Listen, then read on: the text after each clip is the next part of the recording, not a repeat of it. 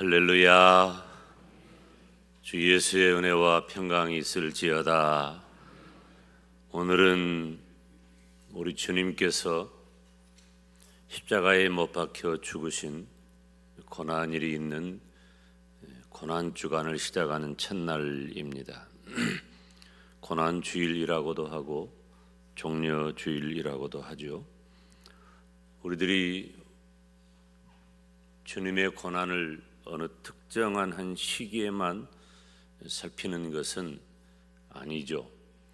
담임 목사의 설교의 대부분에는 우리 주님의 고난과 우리 주님의 희생과 우리 주님의 사랑을 전하고 있기 때문에 사실은 모든 메시지에는 복음의 핵심이 되는 예수 그리스도와 십자가를 증거하는 것이 너무 당연하지만 특별하게 한 주간 동안은 우리의 몸도 마음도 생각도 관심도 또 우리가 적절하게 구별해야 할 시간도 잘 정리정돈해서 허탄한 데 마음 빼앗기지 않고 나를 위해 고난당하신 우리 주님의 그 깊은 사랑을 기억하는 것은 매우 의미가 있습니다.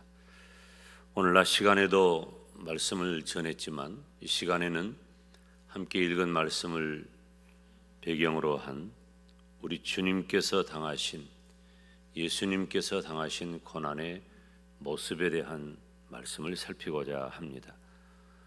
예수님께서 고난당하신 모습은 복음서에 기록이 되어 있는데 왜 본문을 구약 이사야서를 선택을 했을까요? 그것은 구약에 기록이 되어 있지만 오늘 본문이 마치 예수님의 실제 고난을 보고 기록한 것 같은 그런 내용을 기록하고 있기 때문입니다. 하나님께서는 죄에 빠진 인간을 그 비참함 가운데 그대로 두지 아니하시고 구원하기로 작정하셨습니다. 그것은 하나님의 사랑 때문입니다. 그런데 하나님이 사랑이셔도 마냥 그 사랑으로 우리의 모든 죄를 용납하심이 아니라 하나님의 또 하나의 속성인 공의를 충족할 만한 조건을 갖추어야 했습니다. 그래서 하나님께서는 세상을 구원하실 때에 속죄 제사의 방식으로 구원키로 작정하셨습니다. 속죄 제사를 위해서 하나님 자신이 성육신하사 사람이 되시기로 한 겁니다. 성경에 신약에 자주 언급한 대로 때가 참에 하나님께서 사람이 되셨고 사람이 되신 하나님을 우리는 예수님, 예수 그리스도라고 이해합니다. 하나님이 사람이 되신 것은 우리가 이런 정도 표현으로 상상할 수 없는 말로 다 할 수 없이 낮아지시고 또 낮아지신 겁니다. 하나님이 사람이 된다는 것, 이것은 여타의 어떤 종교에도 없는 것입니다. 그럴 필요가 없기 때문이죠. 이 세상에 무수한 종교 이론들이 있지만은 그 허상, 헛된 것, 우상, 없는 것, 만들어낸 것, 거짓된 것들도 그들이 섬기는 신이 사람이 된다는 이론을 만들지 않습니다. 그럴 필요가 없기 때문이에요. 구원에 대해서 우리 인류가 가지고 있는 생각은 사람이 구원에 대해 무엇을 어떻게 할 수 있다고 여기는 거예요. 사람이 외부로부터 무엇이 누가 나를 어떻게 구원해낼 수 없기 때문이에요. 그렇게 구원받는 게 아니에요. 그래서 우리 인간은 끊임없이 도덕적이고 철학적이고 선을 행하고 우리가 그 무언가 어떤 깨달음을 얻고 이렇게 해야 우리가 구원에 도달할 것으로 여겨서 우리 인간의 타락한 이성으로 할 수 있는 모든 바를 다 행해 그것이 때로는 우상으로 발현되고 그것이 때로는 학문과 철학으로 발현되고 그것이 때로는 도덕과 윤리와 선행으로 발현되기도 하지만 다 헛일입니다. 그렇게 해서 이루어질 수 있는 것은 아니에요. 기독교 세계는 하나님께서 성육신 하신 겁니다. 인간의 이성으로는 이해할 수 없는 일입니다. 어떻게 무한자이신 하나님이 세계 안으로 들어오고 어떻게 영원하신 하나님이 시간 안으로 들어올 수가 있는가? 어떻게 사람이 하나님을 낳을 수가 있고 이 세상에 인간 세계에 기반하는 모든 초등 학문은 예수 그리스도의 성육신을 부인합니다. 있을 수가 없는 일이고 있을 필요가 없기 때문입니다. 그럼에도 불구하고 성경은 모든 죄에 빠진 인류의 비참함을 해결할 유일한 원리로 하나님이 사람이 되셔서 사람의 모든 죄가를 대신 지고 그 죄를 담당하는 방식을 취한 것입니다. 예수님께서 당하신 고난의 모습은 첫째로 하나님이 성육신하셔서 사람의 몸을 입고 인류 가운데 오셨다는 것입니다. 오늘 본문 2절 말씀에 그는 주 앞에서 자라나기를 연한 순 같고 마른 땅에서 나온 뿌리 같아서 고운 모양도 풍채도 없고 우리가 보기에 흠모할 만한 아름다운 것도 없다고 했습니다. 하나님이 성육신하사 들어온 이 세상에서 예수님의 모습은 누가 보아도 흠모할 만한 것이 없었어요.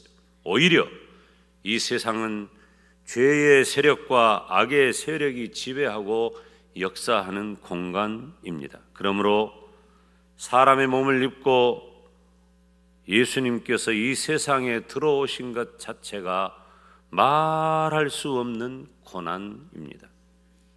하나님께서 피조물인 사람의 형상을 입었으니 이보다 더 어떻게 낮아질 수가 있을까요? 말할 수 없이 낮아지시며 말할 수 없는 고난입니다. 성육신 그 자체가 말할 수 없이 낮아진, 말할 수 없이 고난의 현장이라는 것입니다. 비록 하나님께서 지으신 세상이라 할지라도 사람들은 예수님을 받아들이지 않습니다. 오히려 예수님을 배척합니다. 세상에 사람의 모습으로 오신 예수님은 온갖 악과 죄의 세력에 의하여 공격을 받게 됩니다. 있을 수 없는 일이죠. 요한복음식으로 말씀을 드리자면은 빛 대신 예수님께서 이 땅에 오셨지만 어두움이 빛을 알아보지 못해 환영하지 않아.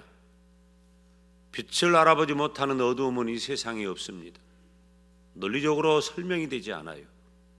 그만큼 죄악이 관영하고 우리 인류의 죄악이 그 죄악의 비참함이 그 죄악으로 인한 타락함이 얼마나 무섭고 큰가를 보여주는 장면입니다.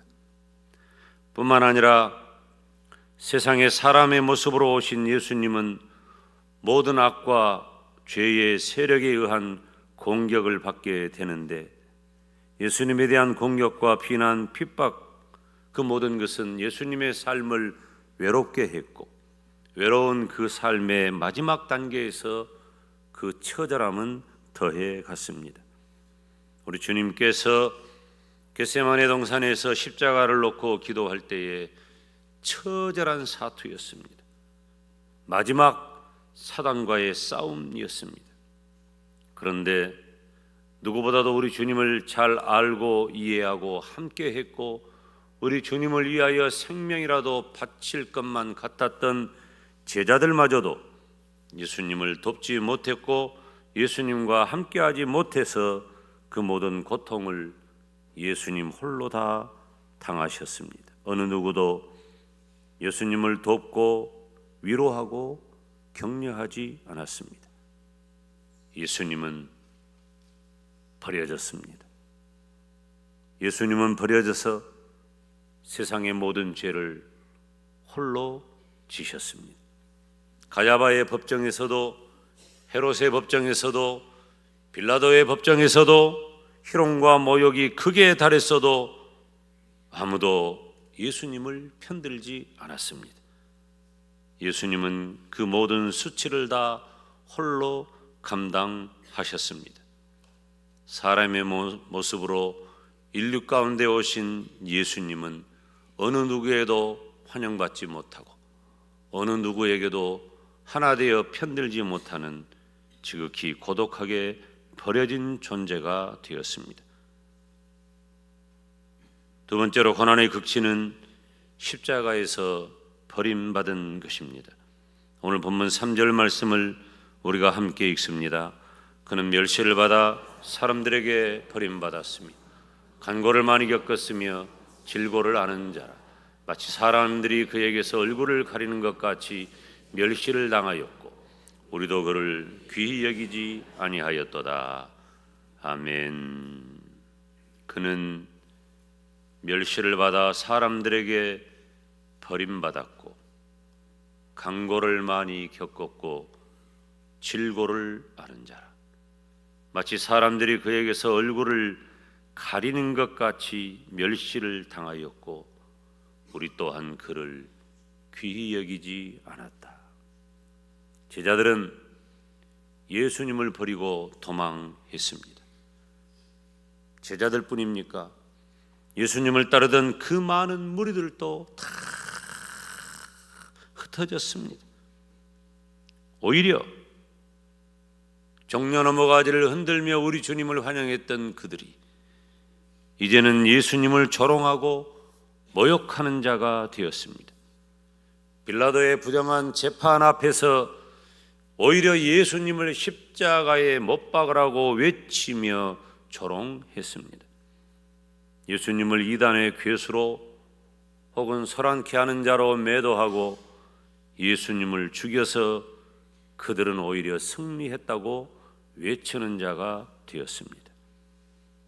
이때 예수님은 어떤 모습이 되었습니까?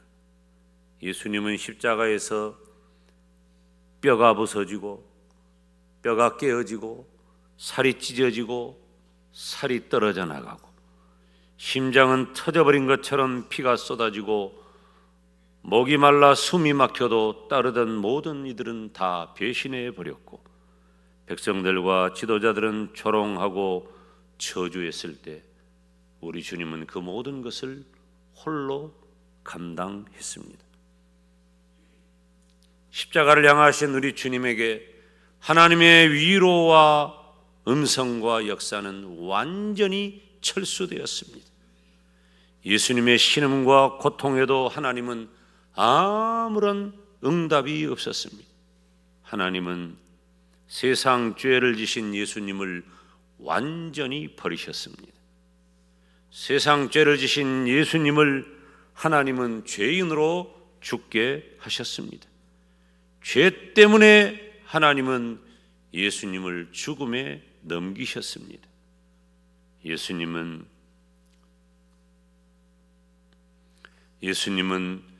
세상 죄를 다 지시고 홀로 그 고난을 다 당하셨습니다. 나의 하나님, 나의 하나님, 어찌하여 나를 버리셨나이까? 엘리 엘리 라마 사박다니 하시면서 죽으셨습니다. 사랑하는 여러분, 예수님께서 고통을 당하신 것은 그것은 전적으로 나의 죄 때문임을 믿으시기 바랍니다. 나를 사망에서 구출하기 위해 내 대신 죽음과 죽음의 공포와 형벌을 다 받으셨습니다.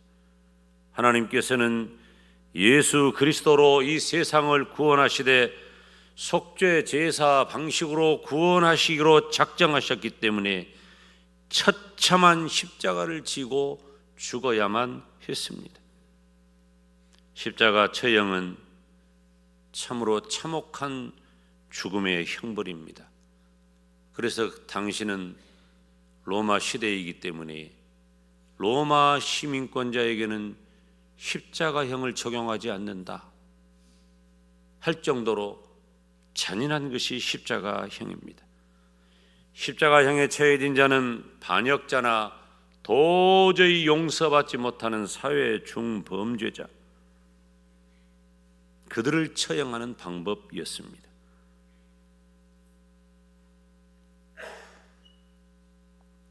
사람을 산채로 매달아 죽을 때까지 매달아 놓고 죽기 전에는 내려오지 못하게 하면서 심장이 터지고 폐가 부풀고 정신은 혼절하고 살과 뼈가 찢어지는 형벌이 십자가입니다. 우리는 이 십자가를 설명하는 것만으로도 편한 마음을 갖지 못합니다. 우리 주 예수님께서 이런 형벌로 나의 죄를 지고 저주 아래 죽으셨습니다. 마지막으로 십자가 죽음은 나의 죄가 얼마나 무서운가를 보여줍니다. 우리가 오늘 본문의 성경을 함께 읽을까요? 4절 5절 말씀입니다. 그는 실로 우리의 질고를 지고 우리의 슬픔을 당하였거늘 우리는 생각하기를 그는 징벌을 받아 하나님에게 맞으며 고난을 당한다 하였노라. 그가 찔림은 우리의 허물 때문이요 그가 상함은 우리의 죄악 때문이라. 그가 징계를 받음으로 우리는 평화를 누리고 그가 채찍에 맞음으로 우리는 나음을 받았도다. 아멘. 이후에 기록된 7절 이후에 있는 말씀도 우리 주님께서는 마치 도수장에 끌려가는 연약한 양처럼 힘없이 끌려가 죽임을 당하셨습니다. 죽음이 무엇입니까? 죽음은 죄에 대한 형벌입니다. 모든 죄인이 다 죽어야 하는 것이 하나님의 법입니다. 하나님의 법은 죄인은 죽는다는 거예요. 이 세상에 모든 사람 중에 죄인이라는 자가 없어요. 그래서 모든 사람이 죄로 인하여 죽어야 하지만 그리스도께서, 예수님께서 모든 죄인을 대신해서 죄의 짐 아래 죽으셨습니다. 우리 주님은 육체와 전전제로 고난을 당하셨습니다. 죽음의 고통을 다 겪으신 거예요. 그냥 예수님께서 당하신 고난의 모습이 예수님은 나의 죄를 대신해서 십자가에 못 박혀 죽으셨다, 이런 정도 말로 가볍게 지나갈 그런 죽음이 아니에요. 우리 주님의 죽으심은 자신의 육체와 전 존재가 죽음의 고통을 다 당한 겁니다. 그래서 나의 전 존재를 죄와 사망에서 구원하실 수 있었던 것입니다. 예수님의 고통과 죽음은 다 나를 죄와 사망에서 구원하시기 위한 것입니다. 예수님의 죽음은, 따라서 합시다, 나를 대신한 죽음, 나를 대신한 죽음, 내가 받을 사망을 감당하시고 그 대신 나를 살려주셨습니다. 예수님께서 십자가를 지시고 피 흘려 죽으심으로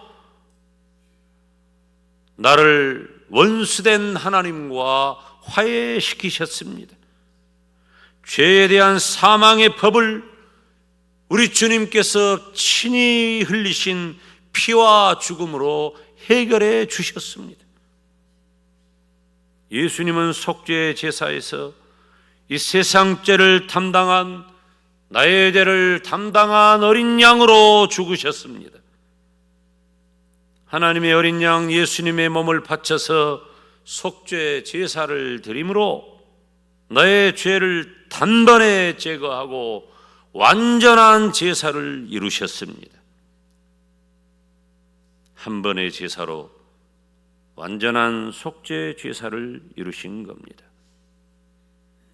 이스라엘 백성들은 이 이야기가 무슨 이야기인지 우리보다도 훨씬 이해가 빠릅니다. 왜냐하면 그들은 소를, 양을, 비둘기를 제물로 가지고 나와 죽여 하나님 앞에 속죄 제사를 드리는데, 화목 제사를 드리는데 익숙했기 때문이에요. 바로 이 방식으로 예수님께서 이 땅에 오셨고 제물이 되셨고 그렇게 죽으심으로 나의 죄를 해결해 주셨습니다. 사랑하는 여러분, 이렇게 고통당하며 죽으심으로 우리를 죄에서 구원하신 주 예수님을 믿으시기를 축원합니다. 고난주간이니까 장례식하는 마음으로 한 주간 동안 기죽어 살 필요 없어요. 먹고 싶은 거 있으면 다 먹어요. 괜찮아요.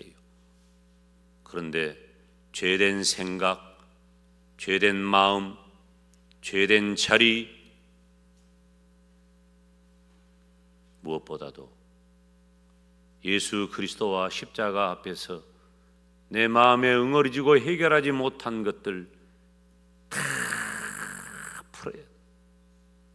주님은 나를 위해 찢기고 상하고 달려서 물값이 다 쏟아주셨는데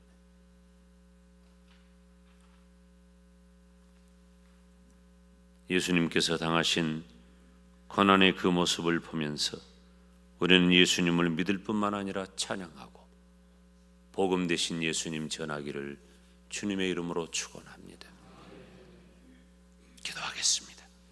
하나님 아버지, 나를 위해 고난당하신 고난의 한 주간 시작하는 이 주일 저녁에 주님께서 당하신 고난의 모습을 잠깐이지만 살피면서 하나님으로서 얼마나 큰 희생을 치르시고 얼마나 외롭고 처절하게 나의 죄를 대신하여 죽으셨는가를 살펴보았으나 아무리 말로 설명을 해도 주님의 고난을 표현하기에는 부족하고 아무리 다짐하고 또 다짐을 해도 주님의 마음 헤아리기가 부족하고 여전히 우리는 못난 이기적 감성과 삶의 형태로 나를 위해 죽으신 우리 주님의 고난 근처에도 가지 못하는데